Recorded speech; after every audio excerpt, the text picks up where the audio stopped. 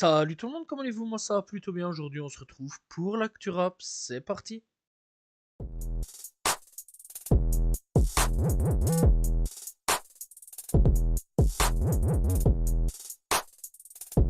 Des rumeurs comme quoi Gims et eh bien une certaine Lara Trump, qui est nulle autre que la belle-fille de Donald Trump, eh bien aurait enregistré un feat l'un comme l'autre, et le titre serait donc appelé Wakazi. Donc voilà, il faut savoir qu'il y a eu tout ça pendant à peu près 24 heures, et Gims a répondu et a confirmé que aucun featuring avec Lara Trump existe. Voilà, et que bah il y aurait jamais de sortie, il y aurait rien. Voilà, il y aura pas de featuring avec de Trump ou quoi au caisse. Voilà, et donc il confirme aussi une nouvelle date pour la Défense Arena de Paris. Pour ceux qui veulent aller checker, donc Gims il est de retour donc à l'Arena de Paris pour une quatrième date. Gazo s'est exprimé sur le clash du moment entre Imra et DDB. Voilà, parce que bon, c'est bien, les deux rappeurs sont fortement en guerre. Et donc, il a demandé à Imra et DDB de se contacter, de faire un feat ensemble, voilà, et d'essayer de régler tout ça en featuring. Pourquoi pas, je trouverais ça assez intéressant, voilà. Bon, pourquoi il a pris parole, je sais pas trop. Je pense qu'on lui a demandé son avis. Mais en tout cas, bon, pourquoi pas, ce sera assez intéressant d'avoir un featuring entre les deux et qu'ils enterrent enfin cette hache de guerre. Voilà, parce que bon, ce serait plus intéressant d'avoir des artistes qui font des feats ensemble plutôt que tout le temps de se clasher. Joel annonce son nouvel album pour le mois de décembre. Ouais, vraiment, c'est un truc de fou. Le gars, il voit déjà un projet pour décembre. On rappelle qu'en septembre, un projet logiquement va sortir. Donc voilà, il dit à l'heure qu'il est, je suis en train de faire mon album de décembre et je suis chaud patate. Voilà, donc si vous êtes fan de Joel, donc on rappelle qu'un projet en septembre est prévu et en décembre est prévu. YouTube a fait une nouvelle mise à jour où en gros, eh bien, ça dévoile les audiences mensuelles des artistes. Alors, je vais pas tous les faire parce que je sais qu'il y a Indila, il y a eu Stromae, etc. dans le top. On va parler un petit peu de ce que nous on parle d'habitude. Donc voilà, il y a Nakamura donc qui a 291 millions d'auditeurs. Voilà, juste après Indila. Gims qui a 175 millions, Gazo qui a 14,2 millions, Jul qui a 13,4 millions.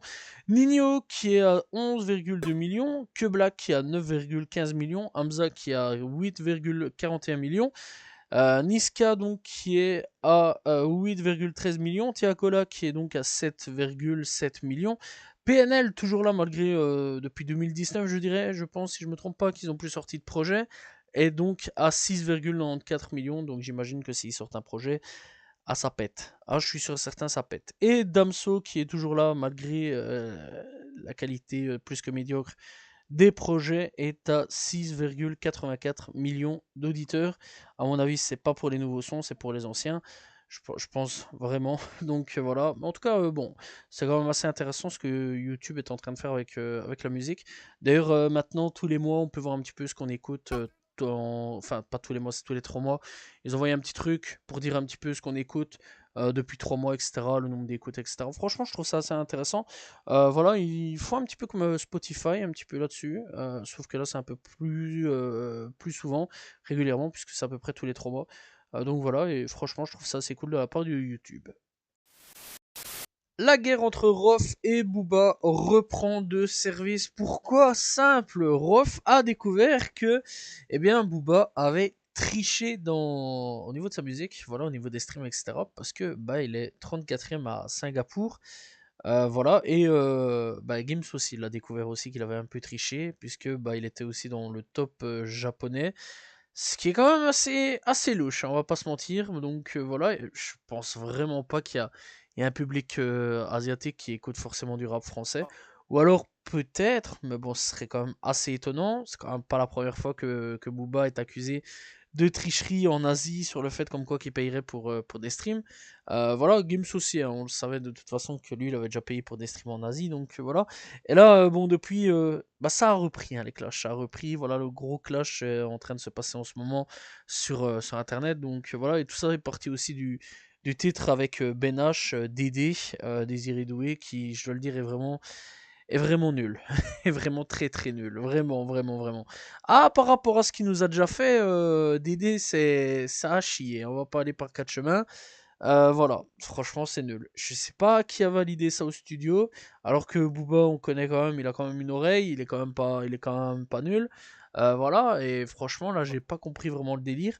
Voilà, là, on est passé de Dolce Gabbana à Dédé, où c'est vraiment éclaté au sol. C'est assez dommage là-dessus, et donc, ouais, il y a eu plein de gens qui l'ont vanné, etc. Mais en fait, ouais, le truc qui, quand même, là où beaucoup de gens ont quand même un peu rigolé, c'est le fait que il est en top tendance Spotify, etc. sur le continent asiatique. Donc voilà, c'est quand même assez chaud de se faire griller en plus de ça par ses ennemis. Faut quand même le noter.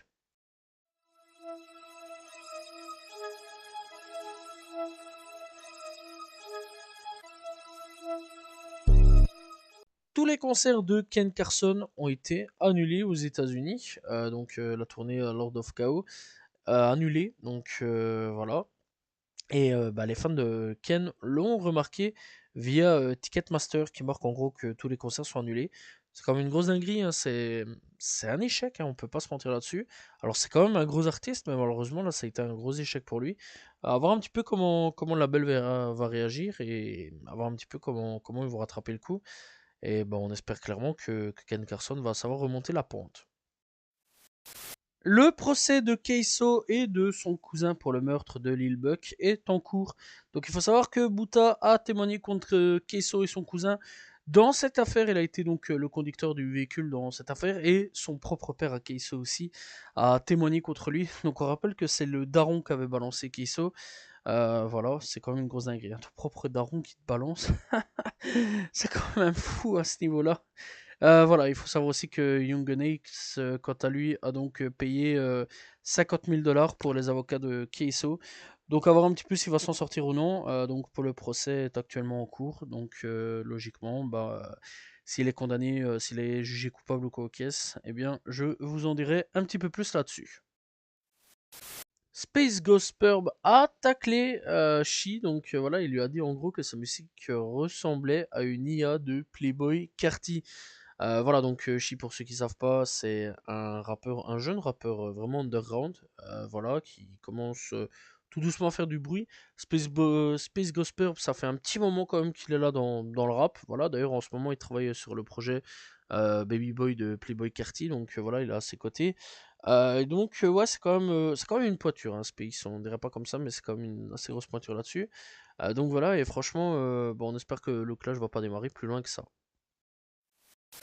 6ix9ine a plaidé coupable le 23 juillet devant le tribunal pour possession de trucs à la Pablo Escobar et de MD espace MA.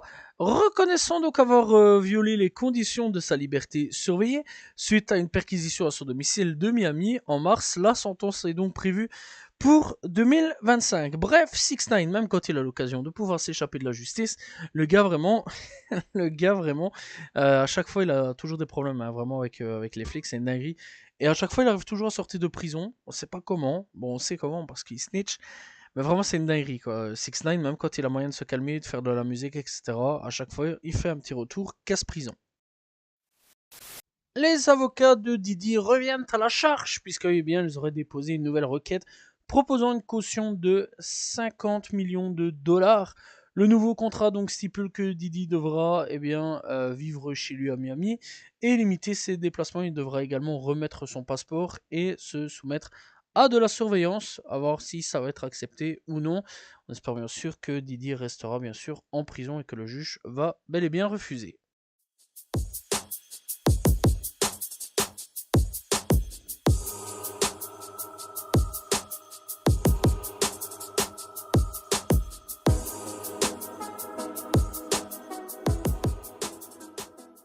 On est parti avec les coups de cœur de cette semaine. On commence donc avec Emro pour Critical Thinger.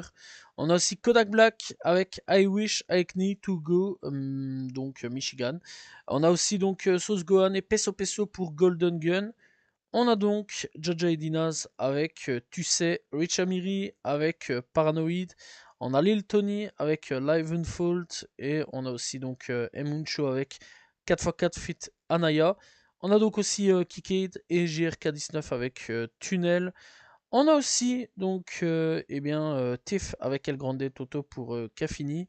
Et alors on a Young Gunny de retour avec I Am Sorry. Voilà, c'était donc les coups de cœur de cette semaine.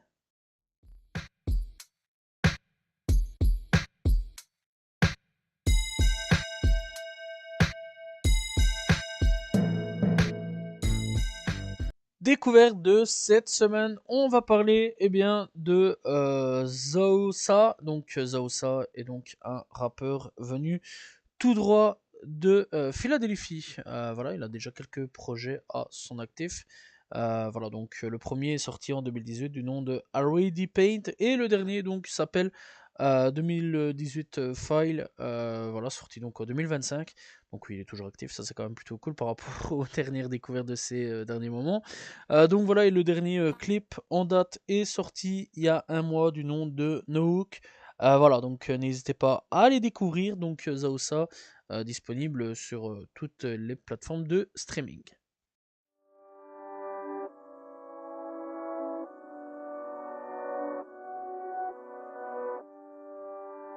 On est parti avec les albums sortis. Cette semaine, on commence donc avec Jeune Fatigué, avec donc Futur Riche de Merde. Esteban avec Mode Sport 2. On a Hamster avec Couleur. On a Mesh 20x50 avec M2 MU. On a Gapsgy avec Munfit. On a aussi Blue Jiminy avec 2O. On a YNGJN avec 45 RQM. On a Boo avec OTB. On a Laylo, enfin pas Laylo, mais Lelo plutôt, avec New D3. Voilà, donc ça c'était pour le rap FR. Pour le rap US, on a Tyler de Creator avec donc Don't Tap the Grace. On a aussi NBA Youngboy avec Massa. Voilà, donc on a aussi Freddy Gibbs et The Alchemist avec Alfredo 2. Voilà, très bonne cover, soit dit en passant, j'aime bien la cover. On a aussi donc Paul Wall et DJ Fresh avec de Tonite Show. On a donc DJ Green Lantern et Snoopadelic avec Live from the Mothership to Emergency Landing. On a donc aussi Apollo Brown et Bruce Nazareth avec A Funeral for a Dream. On a donc aussi Bayswag avec Damaged Dog. On a donc Anu Mankid avec Monsoon Saison. On a Sada Baby avec The Green Tape DX. Voilà, on a aussi donc Homeboy Sandman et Sony Jim avec Soli Deo Gloria. On a donc on a Iamsu avec Iamsumer Enjoy the Ride. Voilà, on a donc Peiso avec Finally Fate. On a aussi donc Buki, enfin Bébé Y Kobe avec Shilouf Bébé Y Oki Kobe. Voilà, donc on a aussi